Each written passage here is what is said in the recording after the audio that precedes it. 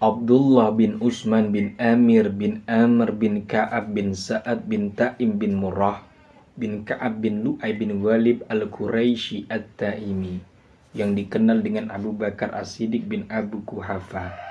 Abu Bakar As-Siddiq bin Abu Quhafah mempunyai julukan lain. Pada suatu kesempatan Rasulullah Shallallahu Alaihi Wasallam sedang duduk dengan beberapa sahabat. Tiba-tiba datang Abu Bakar. Nabi Muhammad mengatakan, siapa yang suka melihat Atik, orang yang terbebas dari api neraka, silakan melihat Abu Bakar. Abu Bakar dilahirkan 2 tahun 6 bulan setelah peristiwa penyerangan Ka'bah oleh tentara gajah. Dapat dikatakan bahwa Sayyidina Abu Bakar merupakan teman sebaya Nabi Muhammad. Sayyidina Abu Bakar mempunyai wajah yang tampan dan nasabnya yang baik serta berasal dari keturunan yang bersih dari cela. Beliau berkulit putih, berperawakan kurus, tipis kedua pelipisnya, kecil pinggang sehingga kainnya selalu turun dari pinggangnya. Wajahnya tirus, matanya cekung berkening lebar, dan selalu mewarnai jenggotnya dengan inai maupun katam, sejenis tumbuhan untuk mewarnai rambut.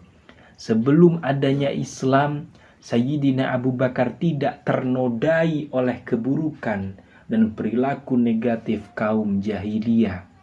Sifatnya luhur, akhlaknya baik, sosok yang menyenangkan, suka menolong, baik pergaulannya, dan jujur dengan setiap yang diucapkan.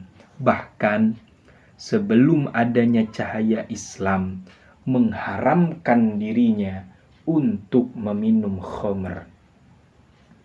Bahkan Sayyidina Abu Bakar As-Siddiq mengerti garis keturunan bangsa Arab, terutama garis keturunan mereka, cerita-cerita mereka, dan menguasai ilmu ta'wil mimpi dari masa jahiliyah hingga masa Islam. Kemuliaannya berlanjut sampai sekarang.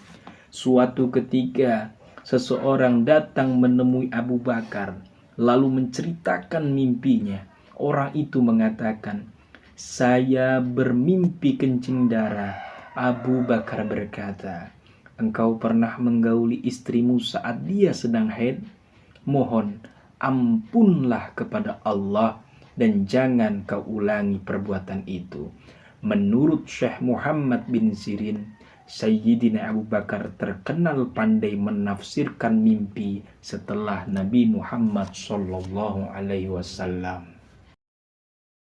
Sebelum masuk Islam, Sayyidina Abu Bakar mempunyai kebiasaan duduk dengan orang soleh.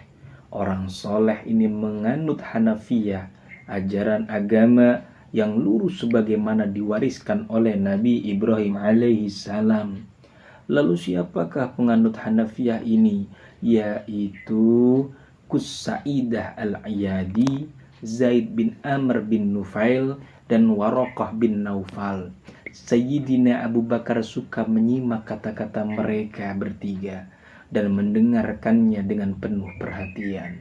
Ketiga sosok ini membatasi keyakinan untuk diri mereka sendiri.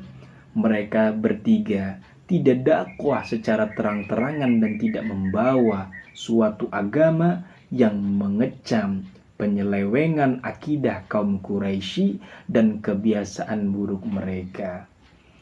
Pastilah ketiganya akan menua, tentulah akan menemui ajalnya. Maka dari itu Sayyidina Abu Bakar mencari sosok yang layak dan pantas setelah ketiganya.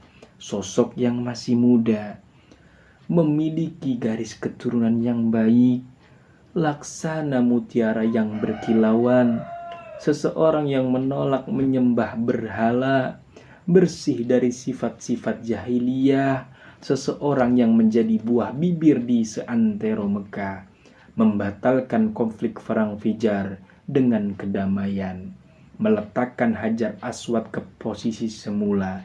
Ini dia Al-Amin, sang terpercaya, dialah hakim terbaik. Sayyidina Abu Bakar berusaha mencari tahu lebih banyak tentang sosok Al-Amin yang tak lain, yang tak bukan merupakan teman dan sahabatnya sendiri. Sayyidina Abu Bakar semakin mantap ketika perniagaan ke Syam, sempat mendengar ucapan Rahib Bukhairah tentang adanya tanda-tanda kenabian. Dia melihat adanya potensi sebagai penyelamat dan pemberi solusi atas problem keyakinan yang dihadapi kaumnya. Siapakah sosok itu? Ya, ini sahabatku Muhammad Sallallahu Alaihi Wasallam, dan aku semakin mengaguminya, kata Sayyidina Abu Bakar As-Siddiq. Sebelum Nabi Muhammad Sallallahu Alaihi Wasallam diutus menjadi nabi, Sayyidina Abu Bakar berniaga ke Yaman, bertemu dengan Syah yang alim. Ia mengatakan kepadaku bahwa akan diutus Nabi di tanah haram Mekah. Kembalinya Sayyidina Abu Bakar dari Yaman ke Mekah menanti diutusnya sang Nabi. Informasi pun menyebar, ternyata sahabat karibnya lah yang diutus oleh Allah memperoleh wahyu dan mengemban risalah. Tanpa keraguan menghadap beliau dengan keyakinan yang mantap masuk Islam, mengikuti ajaran Nabi Muhammad SAW hingga tergolong as-sabiqunal awwalun, orang yang pertama masuk Islam. Masuknya Sayyidina Abu Bakar ke dalam agama Islam bukan dengan paksaan, melainkan dengan keyakinan yang kuat, dengan kemantapan hatinya, dan tidak ada sedikit pun keraguan di dalam hatinya. Sekelompok orang musyrik mendatangi Sayyidina Abu Bakar. Orang musyrik berkata, apa pendapatmu tentang cerita teman-temanmu? Dia mengaku telah diperjalankan tadi malam ke Baitul Maqdis.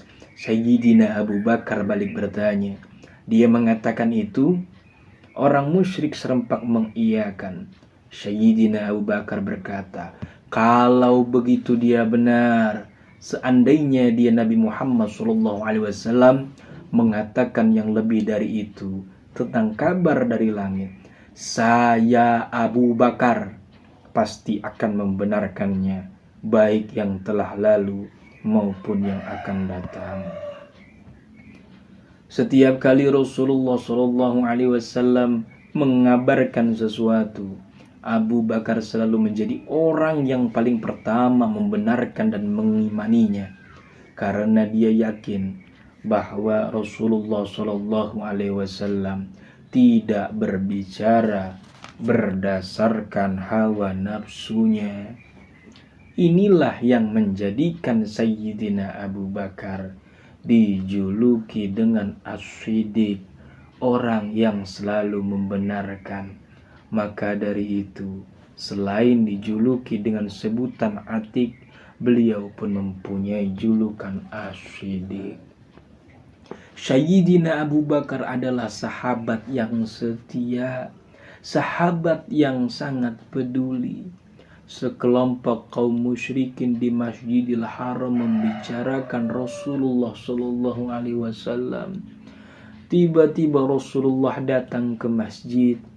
Kaum musyrikin mendekat, lalu memukuli Nabi Muhammad seraya berkata, benarkah engkau mengatakan hal buruk tentang Tuhan-Tuhan kami? Ucap kelompok musyrikin. Sayyidina Abu Bakar mendengar sahabatnya dipukuli, bergegas menuju masjid menyaksikan Rasulullah SAW dipukuli. Celakalah kalian, apakah kamu akan membunuh seseorang karena dia berkata, Tuhanku adalah Allah, padahal sungguh dia telah datang kepadamu dengan membawa bukti-bukti yang nyata dari Tuhanmu. Sayyidina Abu Bakar As-Siddiq berupaya menghentikan mereka. Mendengarkan ucapan Abu Bakar, mereka melepaskan Rasulullah dan berbalik memukuli Abu Bakar. Sayyidina Abu Bakar tidak peduli wajahnya dan seluruh tubuhnya merasakan sakit akibat pukulan demi pukulan. Yang dipikirannya hanya Rasulullah, Nabi Muhammad kekasihku, membela Rasulullah. Dengan kejadian yang berulang-ulang, Sayyidina Abu Bakar dipukuli karena membela Nabi Muhammad SAW. Rasulullah SAW memeluk dan menciumnya. Rasulullah SAW prihatin melihat kondisi Abu Bakar. Ya Rasulullah, wajah ini tidak apa-apa jika berulang kali dipukul. Saya tidak apa-apa. Ya Rasulullah, bayangkan. Begitu luar biasanya Abu Bakar As-Siddiq dalam membela Nabi Muhammad SAW. Sayyidina Abu Bakar As-Siddiq meminta permintaan kepada Nabi. Ini ibuku ya Rasulullah. Ia sangat baik. Ibuku sangat baik terhadap putranya. Serulah dia ke jalan Allah. Dan tolong ya Rasulullah, tolong doakan dia. Semoga Allah membebaskannya dari api neraka. Rasulullah Muhammad SAW mendoakan dan mengajaknya masuk Islam. Ajakan Rasulullah Muhammad disambut oleh Ummul Khair dan langsung mengucapkan 2 kalimat syahadat di hadapan Nabi Muhammad SAW. Gangguan dan tekanan dilancarkan oleh kaum musyrikin Quraisy terhadap Islam. Rasulullah SAW mengizinkan kaum muslimin hijrah ke Madinah Munawwarah. Suatu hari Sayyidina Abu Bakar sedang duduk di rumahnya. Datanglah Rasulullah Muhammad dengan menyamar, bermaksud untuk mengajak Sayyidina Abu Bakar hijrah ke Madinah. Aisyah dan Asma bertugas membuat makanan untuk bekal perjalanan dan menyimpannya dalam sebuah kantong kulit. Asma pun rela memotong ikat pinggangnya untuk mengikat mulut kantong. Karena hal inilah Asma binti Abu Bakar mendapatkan julukan Zatu Nitaqain, pemilik 2 ikat pinggang. Rasulullah Muhammad dan Sayyidina Abu Bakar di Gunung Sur, bersembunyi di sana selama 3 hari. Abdullah bin Abu Bakar ikut menginap bolak-balik Mekah untuk mencuri kabar dari kaum Quraisy musyrikin. Amir bin Fukhairah, pembantu Abu Bakar, mengembalakan kambing, menghapus jejak Abdullah, dan sekaligus memberikan kesempatan pada Rasulullah Muhammad dan Sayyidina Abu Bakar untuk meminum susu kambing dan menyembelih kambing untuk dimakan. Keluarga Sayyidina Abu Bakar dalam sejarah memperoleh kemuliaan karena membantu dan menjaga keamanan Rasulullah SAW. Pencarian terhadap Nabi Muhammad dan Sayyidina Abu Bakar semakin gencar. Seluruh tempat diperiksa, bahkan mulut gua juga diperiksa. Allah butakan mata mereka. Allah palingkan hati kaum musyrik. Mereka semua tidak bisa melihat keberadaan 2 manusia suci, melihat 2 sahabat yang saling mencintai karena Allah, berjuang di jalan Allah. Rasulullah Muhammad dan Sayyidina Abu Bakar. Kaum musyrikin kembali tanpa hasil. Sebelum kaum musyrikin dibutakan mata, dipalingkan hatinya. Pada saat Rasulullah Muhammad dan Sayyidina Abu Bakar baru sampai ke mulut gua, "Ya Rasulullah, izinkanlah saya masuk terlebih dahulu." Lalu Nabi mengizinkan Sayyidina Abu Bakar masuk dan meraba-raba dinding gua dengan tangannya, menemukan lubang, ditambalnya, ditemukannya lubang, kembali ditambalnya, sampai ditambal lagi, dia robek sebagian kainnya, dia lakukan terus-menerus sampai kainnya habis, dan ternyata tinggal satu, tersisa satu lubang lagi. Dia Sayyidina Abu Bakar, ia relakan tumitnya sebagai penutup lubang. Barulah Sayyidina Abu Bakar mengajak Rasul Muhammad masuk. Sayyidina Abu Bakar memastikan keselamatan Nabi. Sayyidina Abu Bakar siap memastikan nabinya aman. Sayyidina Abu Bakar pasang badan bila mana ada ular ataupun binatang buas yang membahayakan Nabi. Maka dari itu ia masuk duluan ke dalam gua. Ketika pagi menjelang, Nabi melihat Sayyidina Abu Bakar tanpa kain. Mana kainmu wahai Abu Bakar? Ucap Nabi. Sayyidina Abu Bakar menceritakan apa yang sebenarnya terjadi.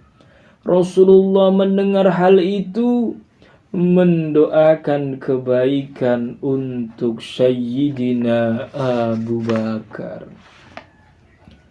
Rasul Muhammad melanjutkan perjalanan bersama sahabat Abu Bakar dan ditemukan oleh Suraqah bin Malik, bagian dari orang kafir Quraisy. Suraqah bin Malik melakukan pengejaran dengan kuda. Suraqah bin Malik berjarak 2 busur anak panah dan Rasulullah berdoa. Akhirnya kuda yang ditungganginya terjatuh, padahal tanah yang dipijak oleh kuda tersebut merupakan bebatuan keras. Rasulullah mengatakan kepada Sayyidina Abu Bakar, jangan khawatir, Allah bersama kita. Beliau berdua lolos dari pengejaran kaum musyrikin. Keduanya melanjutkan perjalanan. Sayyidina Abu Bakar terus berupaya melindungi Nabi Muhammad, berjalan di depan jika ada yang menghadang. Di lain waktu, Sayyidina Abu Bakar berjalan di belakang, khawatir bila ada yang mengejar. Akhirnya, 2 sahabat sampai ke Madinah, disambut kaum Ansar yang telah menantikan kedatangan Rasulullah sallallahu alaihi wasallam.